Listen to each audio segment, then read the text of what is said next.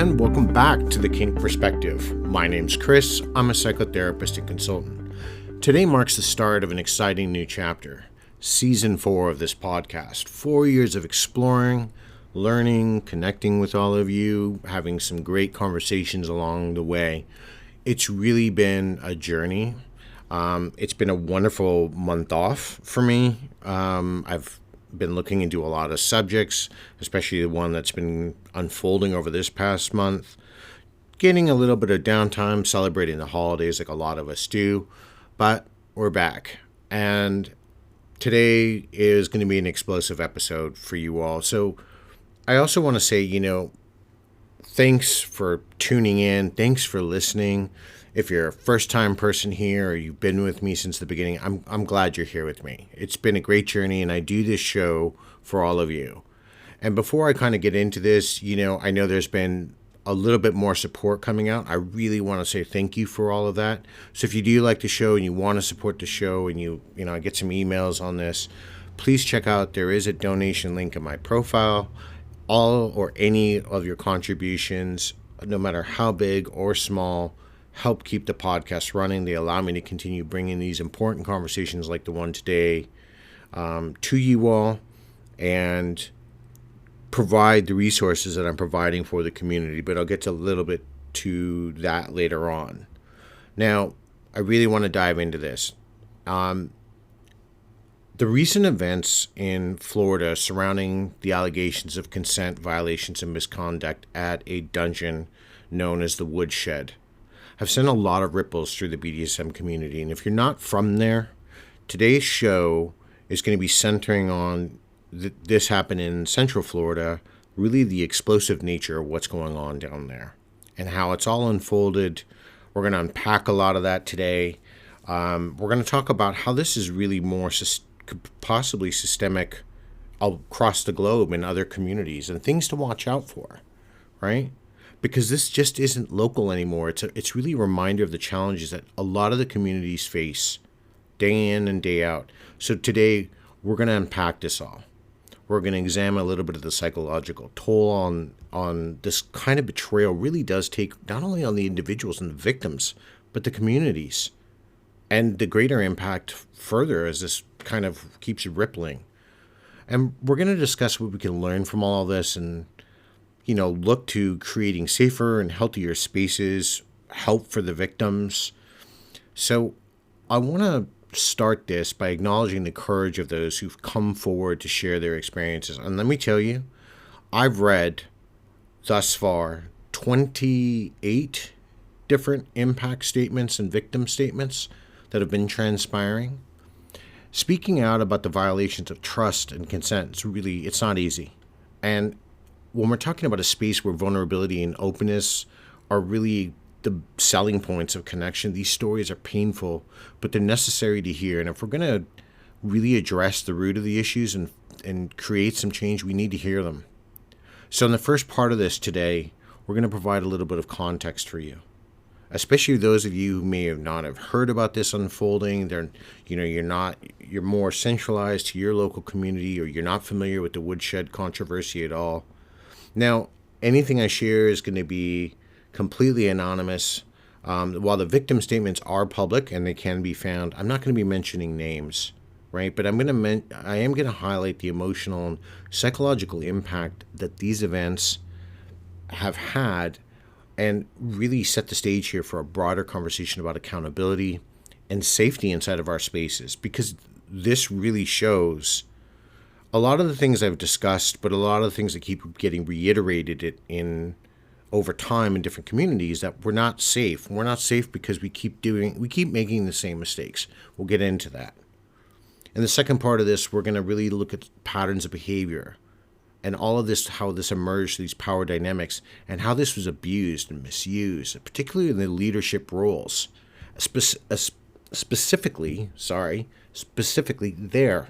Not only with the owner, but some of the people that were in charge who took advantage. We're going to unpack their apologies and what they weren't, and how really to deliver a non-apology, which is what I saw here. We're going to look at why do these dynamics persist? How can we recognize the warning signs when the harm begins to occur. I'm going to draw a little bit on my background here, shed light on some of these questions. I'm going to offer some insights into the whole psychological underpinnings of the abuse and the manipulation that went on. We're going to look at some solutions today, what we can do for our own communities, how this is a bigger story for the rest of us, and how do we hold these bad actors accountable. We need to draw on some of the statements made by the voices in the kink world, and we're going to talk about the town hall, the reactions to the town hall, maybe some actionable steps as we move forward in creating better codes of conduct, maybe figuring out how to build a better mousetrap in reporting. What do we do if it's the person we're reporting to?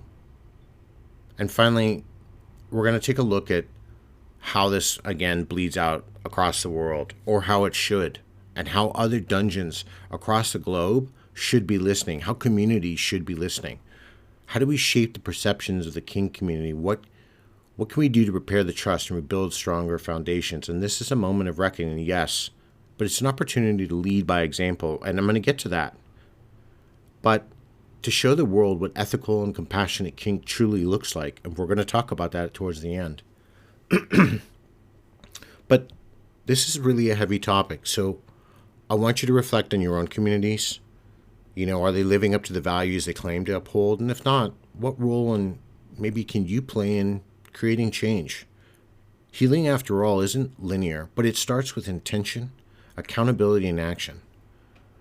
So, let's dive into this. Now, before diving into the accounts shared by some of the survivors, I want to acknowledge the weight of these stories.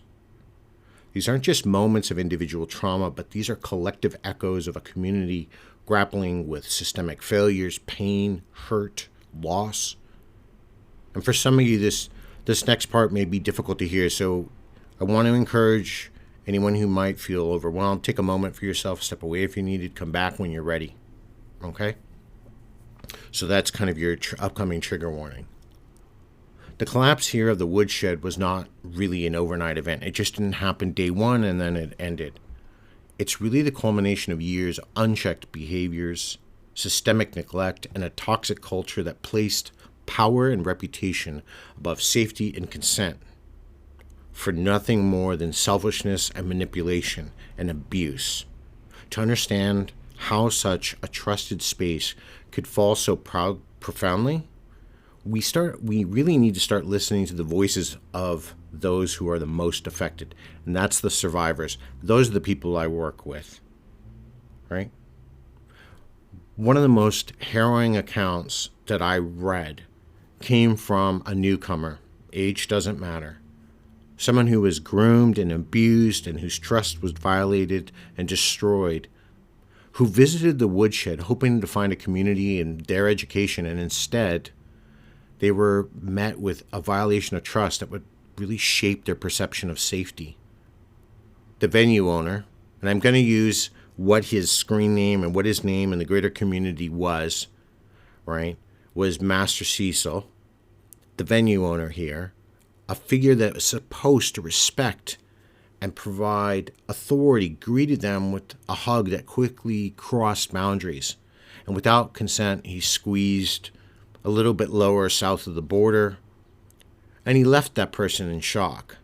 Now, you might be asking yourself, but Chris, they only squeezed a little ass.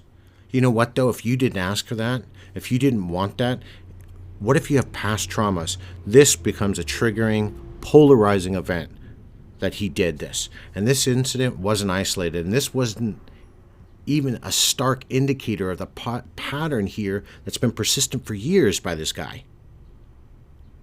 And I'm going to get to him later on. I'm going to rip through all of his stuff because I read his statements and his documents and what he's doing and his accountability, and we're going to get to that. Another survivor here recounted their experience during a whipping scene facilitated by Master Cecil. Their boundaries, which were negotiated beforehand, and there was clear limits of the intensity of the play that they wanted to do, but despite all that, the scene decided to be escalated by him beyond the agreed limits.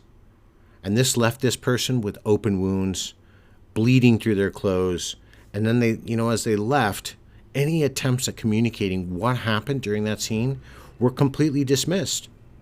He didn't do anything to provide aftercare. He didn't care about the harm, not hurt, harm, because this person didn't agree to this, right? Hurt is inflicted because that's what we want to do with someone we care for and trust. Harm is something we inflict that is long-lasting. And this is what he did. These stories, they don't stop just at these couple.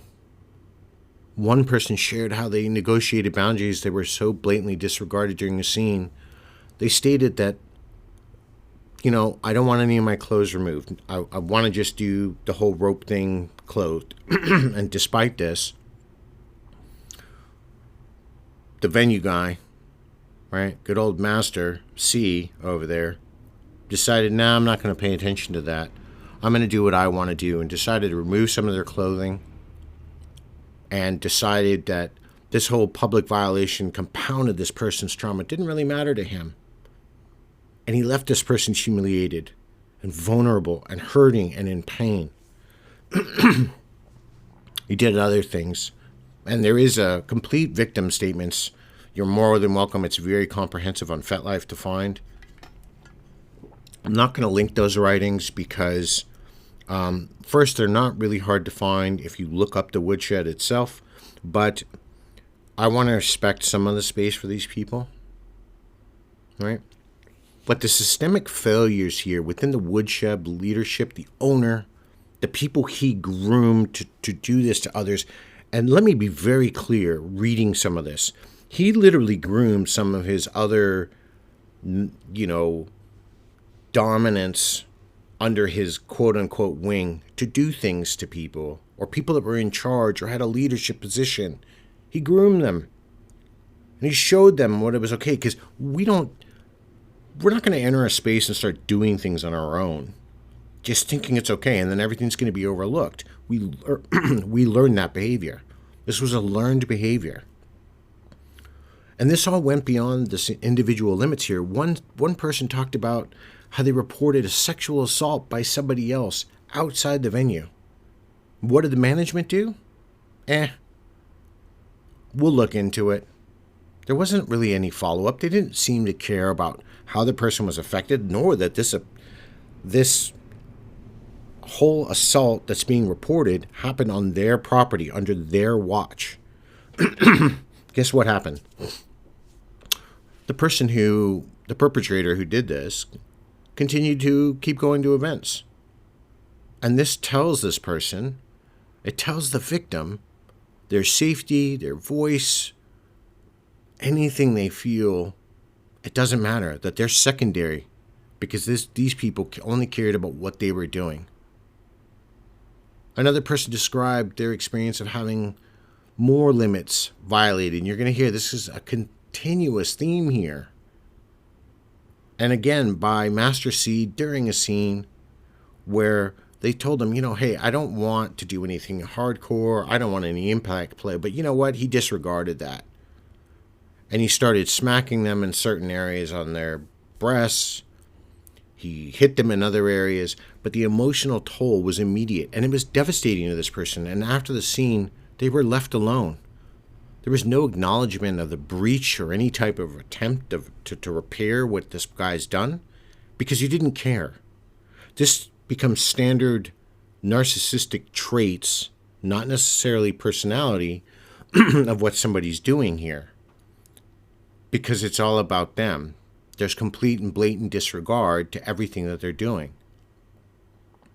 And perhaps the most disturbing is the misuse of power and the influence by the venue owner, when many people spoke out about feeling pressured in their interactions, fearing the repercussions of rejecting somebody so central to the community.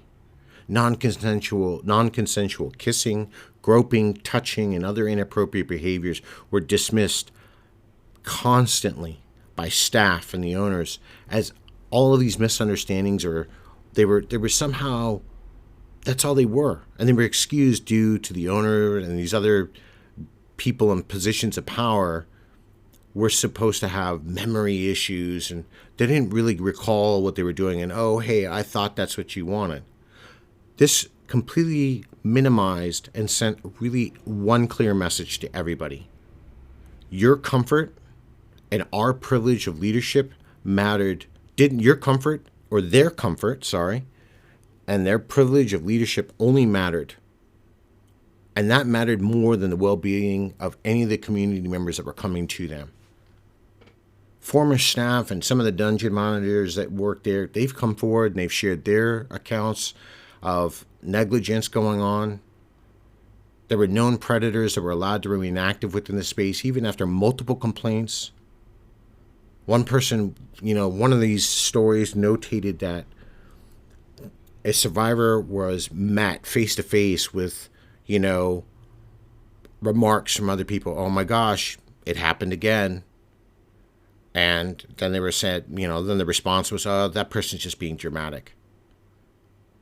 And one of the most egregious examples of leadership failure here, a survivor reported being sexually assaulted, like I said, outside, right? All they did was, as they pretty much disregarded, they put the person on this whole really vague probation. There wasn't any clear consequences here. There's no transparency about what happened. They didn't talk about it. There's no accountability, right?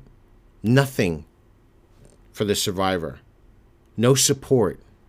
They were silenced, ostracized, made to feel like they were the person in the wrong. And they were isolated. And the impacts of these events really isn't limited to the individuals directly affected. These ripples have such a pervasive harm. They've eroded so much trust within that whole community. And for many at the WoodShed, this was supposed to be a place, a refuge, a place where you could explore their identities and desires and without any fear, without worrying about if I show up somewhere, I'm going to get raped, or I'm going to get touched, or I'm going to get assaulted, or I'm going to be harmed in some way I didn't ask for. Instead, this became a space filled with danger, betrayal, neglect, destructive force, assault, and basically an open-air market for these guys to run around and do what they wanted. These people that were in charge. And let's see, we're going to get to apologies a little later. So besides the guy who owned the place, there were 6 others that were also massively accused across the board. I only have 4 of their release statements, and we're going to get to what is not an apology and a complete lack there in a little while. But yeah, that's a couple people have deactivated. I agree with one comment I read. A lot of these people shouldn't be in the community at all. You've done things. I've checked up on profiles. Again, we're going to get to all that. I want to talk a little bit here about the emotional toll. These stories that I've shared with you all, they don't just illuminate the whole physical and situational harm, but there's a lot of emotional trauma here that's been inflicted upon these people. And these experiences extend their impact far beyond the immediate moment, embedding themselves in the psyche and creating long-lasting effects. Who or how are you going to trust again? Right? How, as there was even reports, Dominance put up some victim statements too. How are we going to trust again as a community? Because that's the whole vital component in the relationship, especially within our dynamics here. And this has been violated. It's cut so deeply into their sense of safety and self-worth. For many of these people, the disillusionment they feel is going to be all-encompassing here. The very space they turn to for acceptance and exploration and empowerment became their source of harm and hell. And this betrayal shakes their ability to trust not just individuals, but the entire structure of our community. And these people did this. These 7 people did this. And I want to reiterate this again. This doesn't just happen over like a week. This has been going on for years.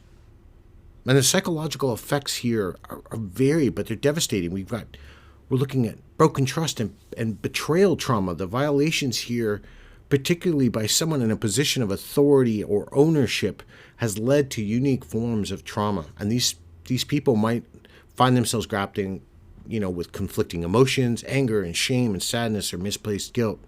And this is going to be compounded by the duality of seeing someone that they may have admired or respected, or also being the cause of their harm, and it becomes difficult to rebuild that sense of trust. And I want to reiterate here, this is why we got to stop referring to these people as, kink organizers or leaders or people in authority, because they're not that. They're demonstrators. They demonstrating what they like in kink. The more we give them this power, the more we refer to them that way. And why do I have so much conviction in my voice? Because it leads to stuff like this. It's led to the damaging effects that this has had. To the isolation, to the withdrawal, right? And a lot of these victims are going to fear any further harm, right? Or maybe alienation if they don't, if they keep speaking out. But I hope they keep their voices coming. But the withdrawal cuts them from potentially anything that's supportive. And I've got a lot of things for you at the end as well. I've got resources for you. But it deprives them of a sense of belonging they once valued. And for some, this is going to lead to really some long-term loneliness and loss as an important part of their identity and who they are. They might experience, some of these survivors are probably going to experience heightened anxiety and hypervigilance, right? Because it's going to be hard to relax now in social or intimate settings, because they're going to be constantly questioning the intentions of every other person there, and they're going to second guess their own boundaries. And this hypervigilance, while I understand it, is going to be exhausting, and it's going to erode the enjoyment of what they once found in these spaces. I'm just blown away. And what sparked all this for me is because I have a friend down in that part of the world who reached out to me and let me know this was all unfolding. And I'm not here to tackle the troubles of the world. I can't do that. I've served my time in the military, and I love this community. But let me tell you, the one thing I can't fight every battle, but this one spoke to me. And I want these survivors to understand you've got a lot of people in your corner from all corners of the world. But I don't want you to blame yourselves for not seeing the warning signs here, for not reacting, quote unquote, appropriately. Don't let that self-doubt, don't let it be amplified, right? I don't want you to worry about your concerns. I don't want you to feel like they were dismissed or minimized and reinforce this whole damaging narrative that your pain doesn't matter. It does matter. Or that you're somehow complicit in what happened to you in your own victimization. You're not. You're not. Not at all. The individual struggles here don't occur in isolation. They reverberate outward. All of this is going to affect the wider community, even where I'm at in the world, where other people are at in the world. When survivors leave, it weakens the diversity and vibrancy of our spaces. It fosters an environment of fear and silence. And this is where others may feel discouraged from speaking up about their own experiences, because the trust in leadership, it's gone. If any of those guys step foot inside of a venue, if they're allowed back into the community, you are going to destroy your community. And we're going to get to their apologies of the 5 that I have, and I'm going to tear into those. Their apologies weren't apologies. They destroyed trust. Anybody who violated that consent at this level, with that stuff, once we get to it, it's a joke. The impact of what they've done underscores the importance of validating and supporting the survivors here. They didn't care. They did these things because they were selfish and they're predators. And when when these people try to silence the voices of the survivors or dismiss them, they created more psychological wounds. And it's not just the individual person who's suffering here. That local community is suffering. And it's not just losing out on members, but the foundations of other acts of trust that are with other groups that frequent there or do things. We're going to get to all that a little bit too at the end, because I need to speak on that, because there's been a lot of evolution since I've been starting and writing the script for the show, and follow-ups and so on and so forth. Now, why is it important for these people to speak out? Speaking out matters a lot. Even when it feels like it's the hardest thing to do, when people come forward, they're not just sharing their personal pain here. They're taking a stand against the systems and the culture that allowed these violations to happen. Their voices become amplified and powerful because they reveal the cracks in our communities, and they hold up a mirror to those in power who are abusing it. And speaking out really is an act of strength and a courage here. And you have my respect. What they're saying here is this isn't okay and something has to change. But the thing is, it's not just enough for them to speak up. The community needs to listen. The community in Florida has been listening. And I mean but all of our communities, we really need to listen to this. Too often we hear story after story that is dismissed or downplayed. People say things like, oh, they're overreacting, or, maybe this person is just looking for attention. Those words aren't just harmful, they're dangerous. They create this whole environment where harm continues unchecked because people who are too afraid to speak up, they're shoved into that realm, and they're going to be scared to say anything. But I want to be clear. If you dismiss someone's experience, it's just as harmful as the violation itself. You're telling them that it didn't happen, that they're crazy. And when something happens to you, then no one else, who's going to be there to listen? So put yourself in their shoes. When someone shares their story, they're putting themselves in an even more vulnerable position. They're re-victimizing themselves. They're risking backlash, judgment, or even being ostracized, but yet they're speaking up anyway. Why? Because they believe in change. They believe in their story can make a difference. And it's not just for themselves, but it's for others who might suffer in silence, or for others that might experience something similar somewhere else. And that's really an incredible act of bravery, and it deserves to be met with a lot of respect, not skepticism. So how do we create this environment where these people feel safe? We need to lead with a lot of empathy, right? We need to hear and listen, not talk. Give them a chance to say what they need to say, which they've been doing. 28 thus far, give or take, I think by numbers. Almost 30 people. Doesn't really matter if I'm close or not. It's a lot. We've got to make space for every voice. So every voice needs to be heard. Every person who was impacted, all the victims first, their voice needs to be heard, then the community. We need to take action and not just notes. We need to listen. Yeah, that's great, but the change needs to come from action, and that's happened, and I'll get to that. But better systems and better ways to report, better maybe independent accountability. I don't know what that looks like because we still all have a problem of deciding. And I see a lot of people trying to step up into these roles. But you know what? Again, we're putting faith in one person or a group of people. How? Why? Right? We have to challenge the silence. We can't let fear or discomfort keep us quiet. Talk about consent. Talk about boundaries that were violated. Talk about accountability. Talk about these things. Don't hide from them, right? We can't hide from them. And yes, that means holding even the most popular or powerful people, quote unquote, because I don't even know what the hell that really means. They're powerful. What does that actually mean? It doesn't mean anything. These people aren't superheroes because they can tie you in a knot or spank your ass or do anything like that. They're not special. They're only special if you give them any credibility. Look, if they want to demonstrate something to you and you really like it, and you want to say thank you, awesome.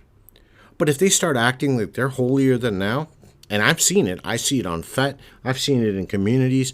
Not long ago, I saw it at a dungeon. There is absolutely nothing special about tying a knot, sticking a needle in, or doing anything else. You're not special because you're repeating what somebody else showed you. Maybe you do it great, that's wonderful, but that doesn't make you the friggin' leader, leader of the entire world. And that's my bigger problem with all of this. I've been saying this for a long time. I've been saying this before this happened. I said this years ago. I write about it. And it's sad that it's taken an incident like this to get a lot more people to start listening. And maybe we need to stop rushing around and start listening. And finally, we need to support the survivors here beyond their story. We need to check in, make sure they're doing okay, find out if they need somewhere to process or they need to talk to someone, open up our hearts to them, right? Silence and inaction here only make things worse. It deepens the hurt. It's eroded so much trust, and it sends the message that these people will face no consequences. We know that's changed, but the reality is if we say nothing, nothing happens. And when we choose to listen, when we choose to believe and act, we're saying this community that this is a community that takes care of its own, and we believe. We don't just talk about values, we live with them. Speaking out is a gift, and it's a chance for our community to grow and learn and become better. And let's really stand by that courage of being the kind of community that doesn't just preach about these values and preach about integrity. Let's actually have some. We need to, when survivors are speaking up, this many people are speaking up, stand with them. I am. I'm not asking, if you live in South America or Europe, but I am asking you to listen inside of your communities. Pay attention, because I'm telling you, this isn't the only place it's happening. Last year, there was a big blow up in Europe, and I'm not going to go into the specific countries, and I was a part of that damage control to help them out and navigate that whole process.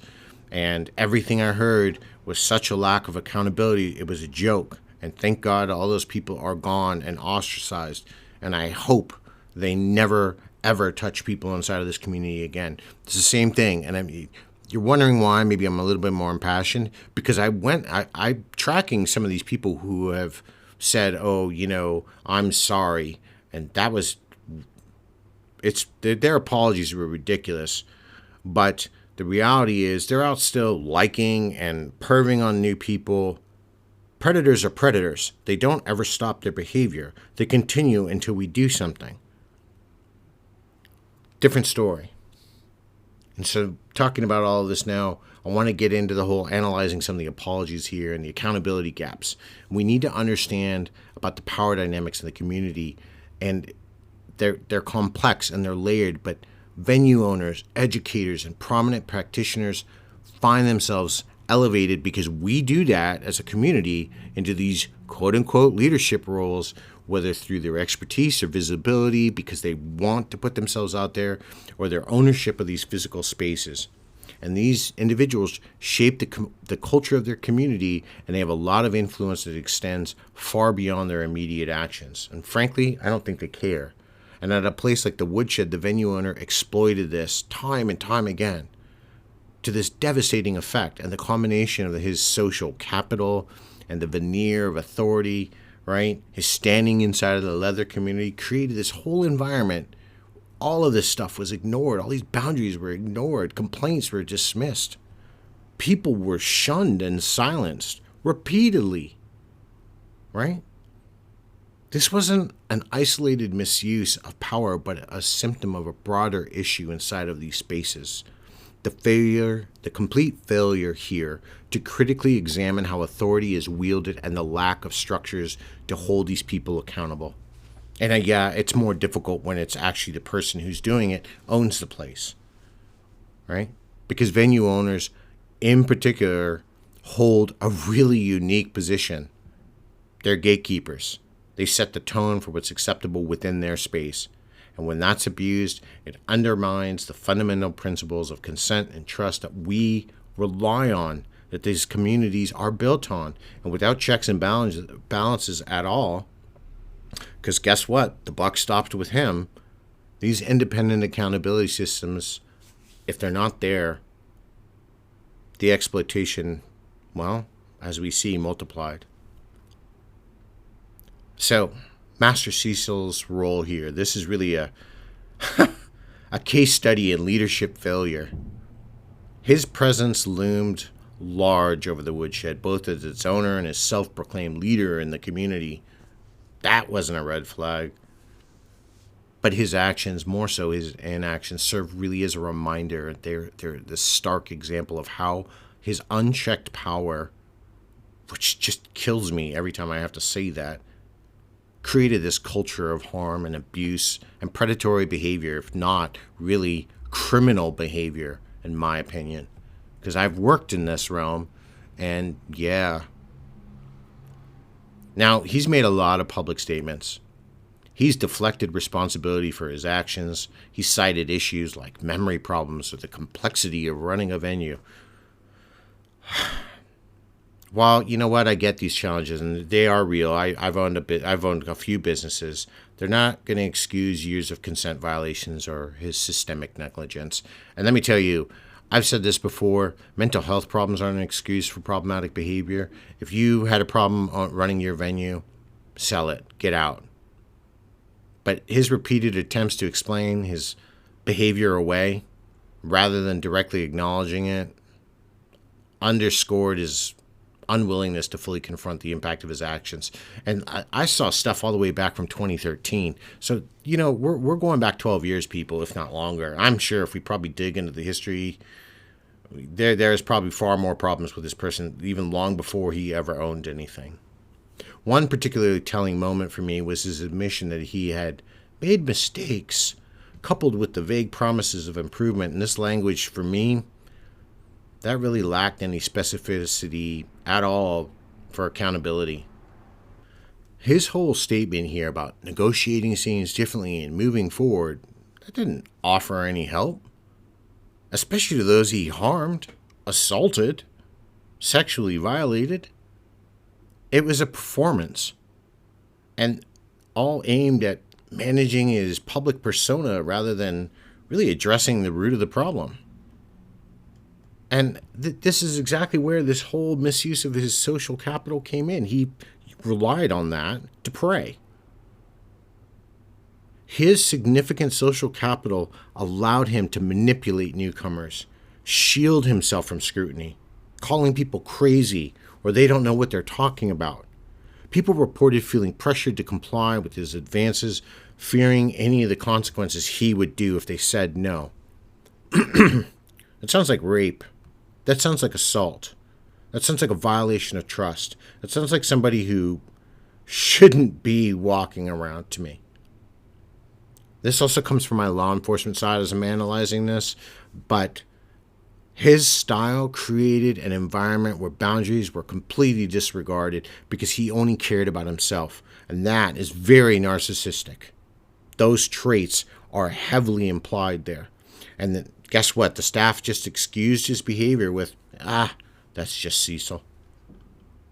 And this whole normalization of this harm, this becomes a textbook example here of how power can be weaponized within the community. And guess what? Instead of using his position to create safety and teaching and explore and carry new people into decades to come of BDSM, Cecil used that. He leveraged that to maintain control and silence people and keep people in dissent, ostracize people, and harm people because he's a friggin' predator. And the apologies that warrant here. The first thing he comes out and says, the first thing I'm reading here is the memory excuse. He emphasized his memory issues as this major contributing factor to his behavioral shifts. And this really takes the whole narrative here from the harm he actually did to, oh, I've got personal problems. Then why were you in the community?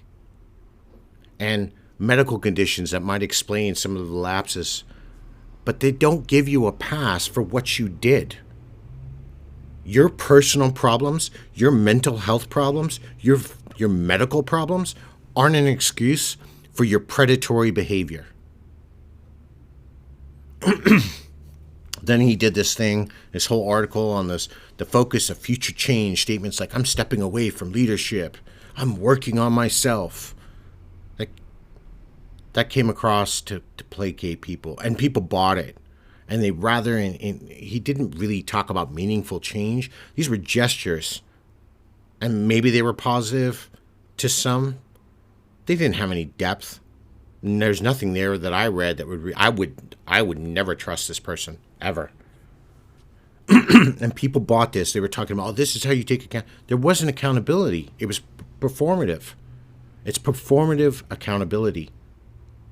He created documents like, so you want to play with Master Cecil, may have been intended as a step towards this whole transparency and, ask me anything, but it failed to address the harm that he caused. And it didn't, offering this stuff, right? After he got called out on the signals, it's reactive. It wasn't proactive.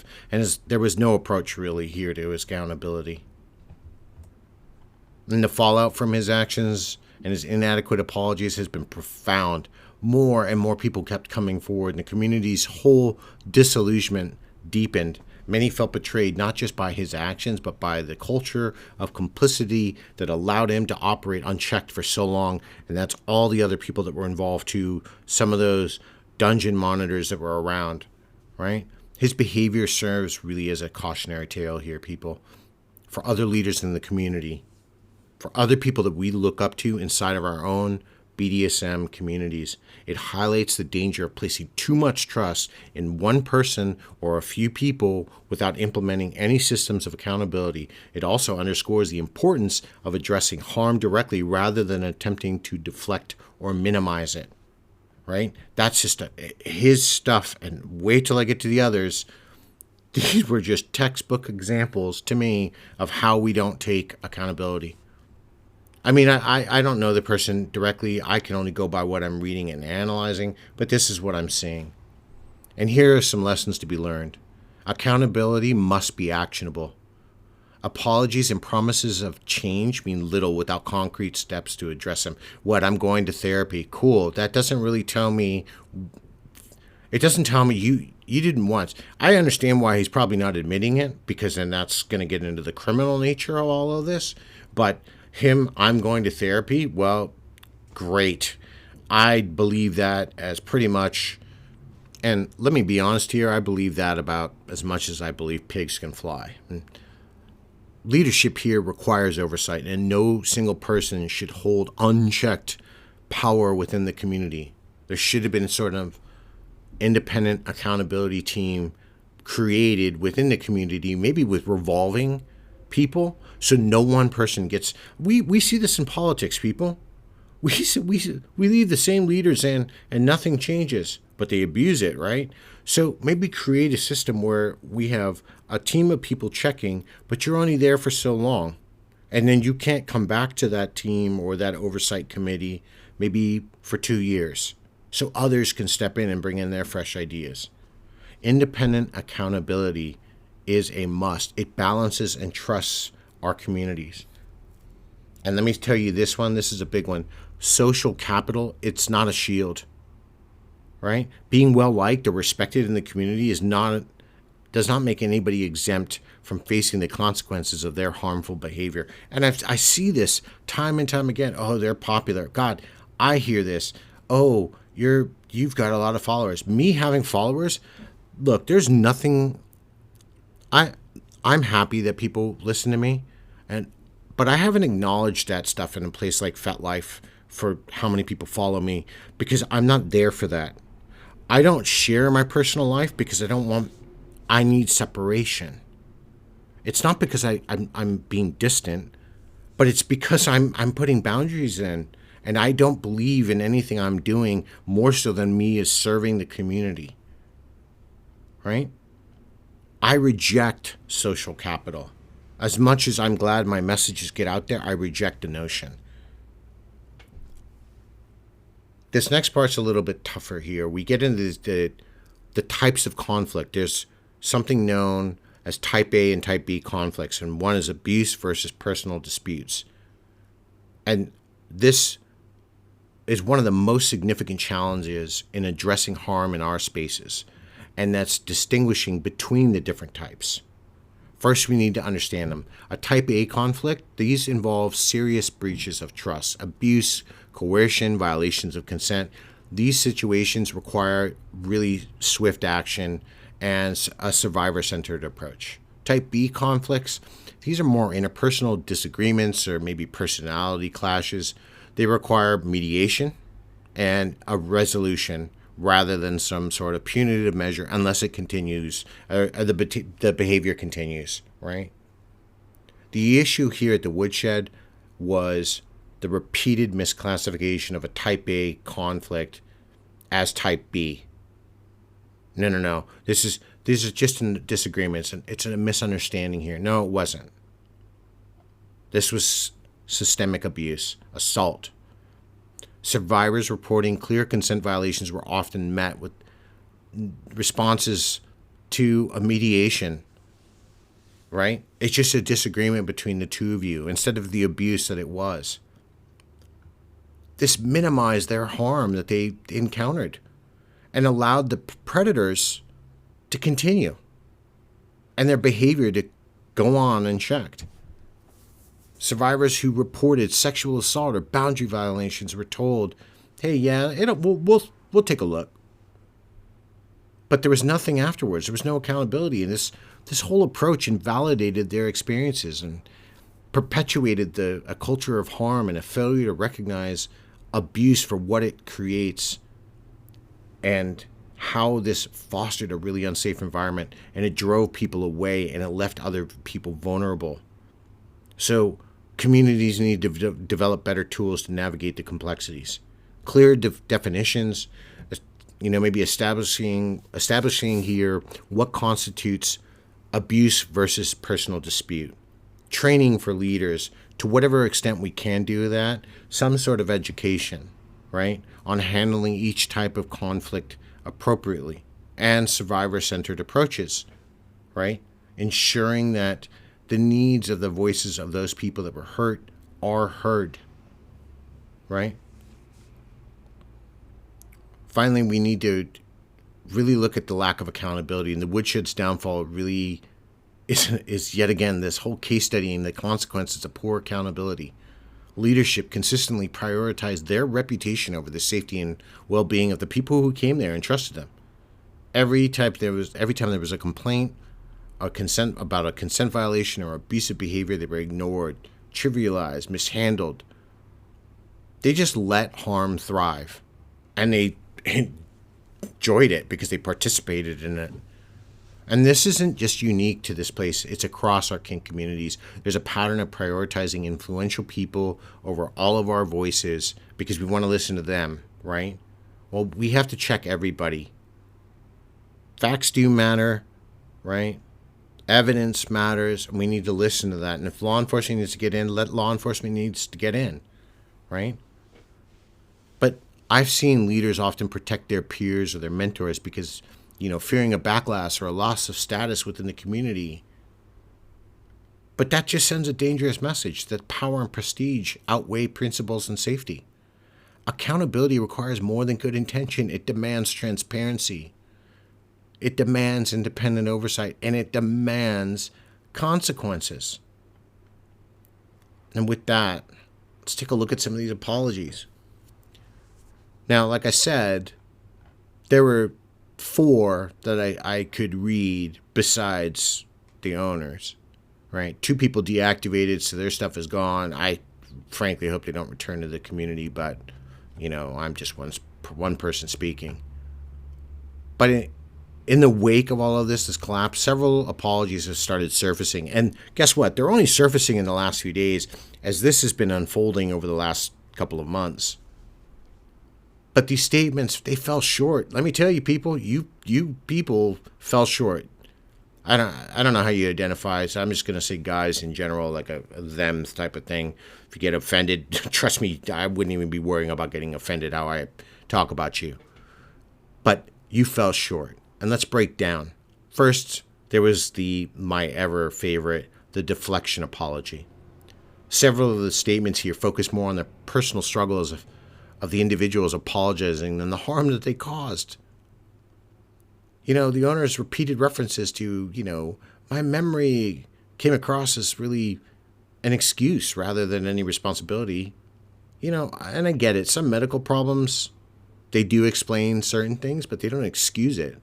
They don't absolve you of the harm that you caused, especially when you were part of the long-standing pattern of abuse.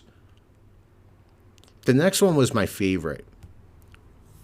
the vague apology. Phrases like, "I'm sorry for the harm I caused," appeared frequently in these statements. Like they all just kind of shared them and then changed a few things around. But these were blanket statements. They lacked anything for specifically towards the survivor's need to feel validated. They didn't truly apologize, because a true apology should directly acknowledge the actions taken and their impact, such as, "I violated your boundaries by doing X. I recognize the harm that I caused." And repeatedly saying in their comment sections, "I have no idea really what I did. I'm confused." Really? 20, almost 30 people, and I'm sure if there's 30 there that are visible, there's probably twice that amount that are in the shadows that haven't said anything yet.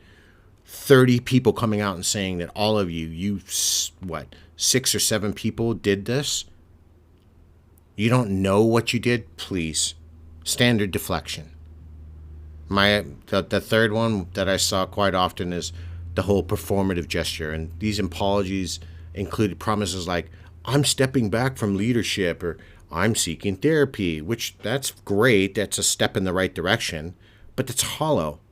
That's not a concrete plan for change. And that was an optic. There was no substance there, and it left people feeling dismissed. And the community's pissed. You shouldn't be stepping back from the community. I'm trying not to cuss, but you need to leave the community because you don't deserve to be a part of it.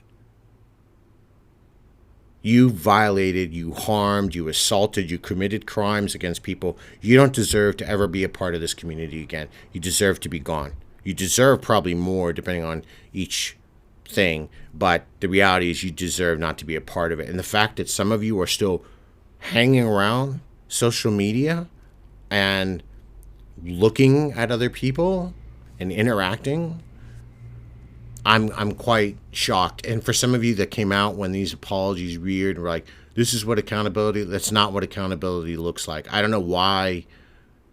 When you support them, you're dismissing the survivors, the people, the victims of what happened. You're telling them that their voice doesn't matter, that, hey, these people, they came out and they didn't take accountability. Not one of these faux apologies took accountability.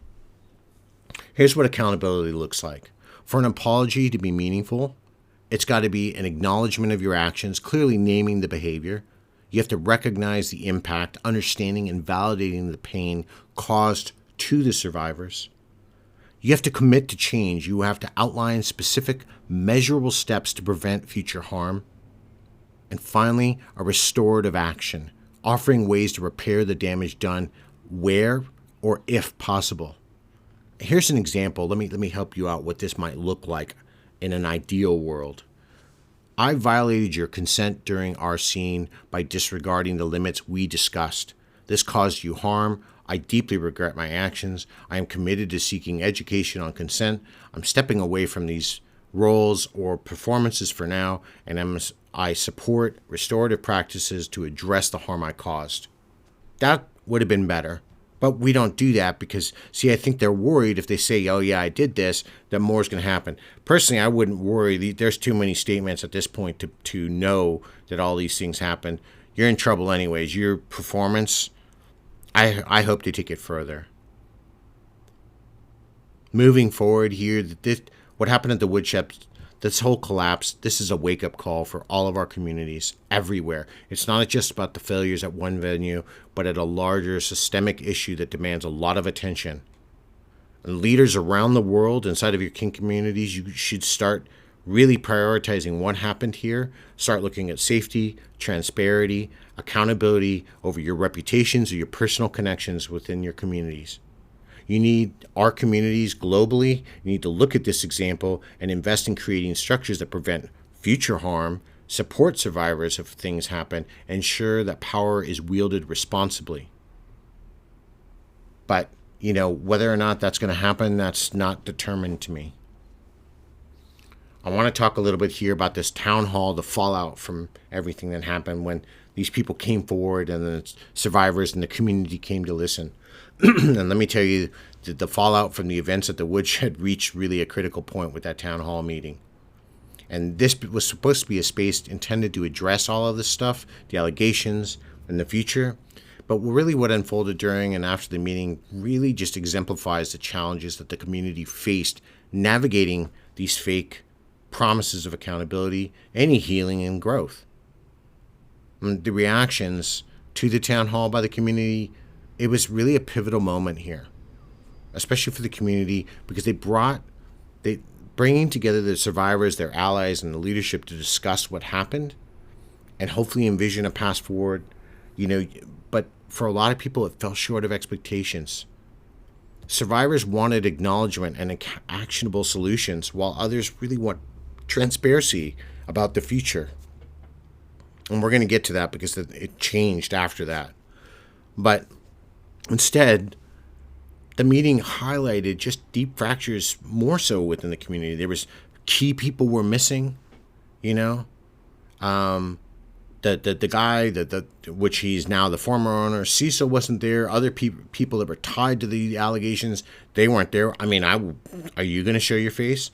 But of course, you know what? Their absence, this and cowards run.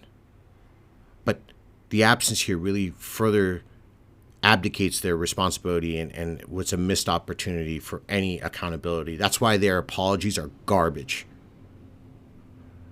I really believe there was a lot of bravery by the survivors because despite the emotional toll here, they spoke out, they shared their stories, they called and asked for change. Their courage really underscores the importance of centering their voices and hearing their conversations.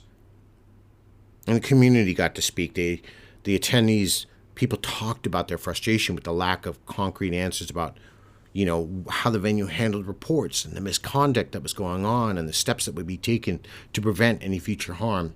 But I mean, how are you going to do that when the guy who owns it's not even there, right? He's running like a coward. He's hiding in his bedroom, right?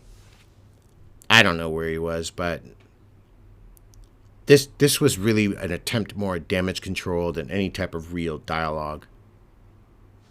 But the reality is, at least there was some hope and solidarity, because amid all of this tension, there was solidarity emerged, and the community members support. They're rallying around the survivors, and they're committing to building a safer and a safer environment for everybody, not just them, but the whole community, because we have to. It's also the community we have to look after. And these whole expressions of unity offered really a glimmer of hope for a lot of us, especially inside of a very heavy discussion today. But, the turnout, the further fallout here is the division along with the community, because a lot of relationships and alliances were tested, which I think is stupid, because I just, I stand by this person, or I don't care if they got hurt, I stand by this person, I've known him longer. Some people defended what, the venue's legacy, while others people called for really a complete overhaul of the leadership and their practices. The division really reflects here the broader challenges that we face about accountability. Yet again, there's that word, with the desire to preserve community spaces. There's a lot of disillusionment and loss, because for so many, this place was more than a venue, it was a home. And its subsequent closure, I'm going to get to the changeover on that in a minute, but particularly for those who relied on it as a safe space, this compounded their grief. But, also we have to look at the new voices. The fallout amplified the voices of some of these groups that have been silent. New people coming into the scene that were felt excluded or unheard. They're asking for change, and people are listening. So, subsequently, Cecil decided to, out of the biggest outcome out of all this, he decided to sell the WoodShed. And maybe that became the signal for the end of an era, but it sparked questions about the future. I can tell you that, because first off was the sale price and the whole transparency, rumors kind of how much allegedly he wanted to sell it for. And I read a couple independent stories on that, and a couple people were considering buying it. But let me tell you, if I was him, I would take my money. What he was trying to do, or probably has done, is take his money and run. And it's really more about a concern about his financial motivation behind his decision. And, obviously he prioritized, in my opinion, probably prioritized profit over the community. But, what do you expect from somebody who did this? The good thing is he's out. And there's new ownership. Now, from what I read yesterday, and I have reached out, I'll get to all that. I have reached out to them. While there is new ownership, they're in the early stages right now, but they're committed to rebuilding trust, making a safer environment. They are reportedly including and implementing new things as consent accountability system, revising membership policies. They banned a lot of the people which is great. And they're creating a more diverse leadership team to ensure greater representation. I don't know if this is going to be a new light moving forward. Despite all of these challenges in the sale and what this represents, I'm going to hopefully there's going to be a follow-up episode to this where I get to sit down and talk to the new owners. I'll keep you posted through updates. But I have reached out. I've contacted 3 of the owners, the new owners. But they've told me they're going to be quite busy, but I let them know I'm interested in talking. I want them on the show. I'd like the community, I'd like the global community to hear from the new owners, right? But they are in a unique position to address a lot of the name that's been soiled, but they have a chance here to build something better. They can restore trust. They can center on consent and safety and exploration and, you know what, and fun and BDSM. They can be inclusive and they can listen. They can honor their survivors. They can rebuild the community. They can do all of these things. I want to kind of finish with this here, that the town hall and the subsequent fallout deepen the pain and the division of the events of what happened, but they highlight the resilience and the determination of the community to move forward as the new ownership takes its reins. And we are going to have to give them time, and we need to support them too, because we are going to have to remember they're not guilty. They didn't do what happened, right? This is new. New blood's coming in, new people coming in, new changes on the horizon, right? So we need to give them some time. So now I really think it's time to kind of do a little bit of a shift here. I want to shift the focus to you all, to my listeners. The events really at the WoodShed are a stark reminder that we all have a role to play in a safer, more accountable communities in which we thrive in and are a part of. Some of the lessons that I've discussed today aren't just relevant to one venue or one city or one country. They literally resonate in every corner of the BDSM and kink world. And I think there's some really actionable steps here all of you can take to create some meaningful change as we go forward and learning from this, because that's what we should do in the wake of a terrible tragedy, which is what this is. We also need to learn from it so we don't keep repeating the same mistakes. First, again, we have to hold space for these survivors. And this is one of the most powerful things we can do as a community, is to hold that space for those affected by the abuse. And this means listening with empathy, validating their experiences, and ensure they feel seen and heard. And here's some of the ways you can do that. You can listen without judgment. You can amplify their voices, and you can create environments where they feel safe enough to talk. We have to raise awareness of harmful practices. We have to talk about this in education and more discussions about how do we critically combat harmful behaviors and do meaningful accountability. And each one of you can bring attention to these issues by discussing what's going on in your community, about what's happened at this community. Start these conversations. Talk about the importance of consent and boundaries and accountability within your circle. Normalize this discussion. Challenge these harmful narratives when you hear somebody dismissing consent violations as, oh, they're just a misunderstanding or it's just drama. Say something. Share resources. I've got a lot. I'm going to provide some at the end of the show. For survivors, it's going to be linked on Spotify. I'm going to link it on my profile on FetLife. Do all these things, right? Help them feel better. Help them get through what's going on, right? Support organizations and venues that work towards being more transparent. Now, look, not every place is created equal, and that's fine. That's why we go to different dungeons, right? That's why we all look them out. But seek out and support places and organizations and venues that actively prioritize the safety and inclusivity of people that are there, that they're going to listen. They're not going to just dismiss people as crazy, right? So do your research. I'm not talking about somebody's angry because, they paid too much for a ticket and they're pissed off, or it rained and the stuff got canceled. Listen to the real stories. Attend workshops. Educate yourself. Donate your time or volunteer at smaller or, little grassroots organizations so they can, rely, because they rely on community support. Help them. Help you. Build your communities. Reflect on really what it means to be personally accountable for things. Am I educated enough? Do I know enough about this topic before I get involved? Or am I just jumping in? Right? Am I listening? Do I make space for others to share their experiences and validate what they're saying? Am I taking any action? When I see something that's harmful, do I say anything, or do I just kind of turn a blind eye? Right? Accountability here isn't just for leaders or venue owners, it's for all of us. And if we hold ourselves to higher standards, we set the tone for spaces we want to create inside of this lifestyle. Otherwise, I don't know why any of us are doing it. My scene, and it's ironic because I just had this conversation with somebody.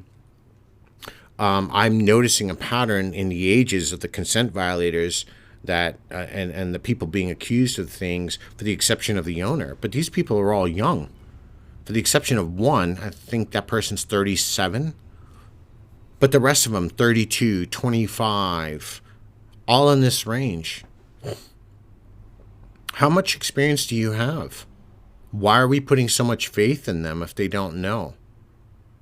There is obviously not a lot of growth there. And trust me, I'm going to say this again to those of you who've been accused.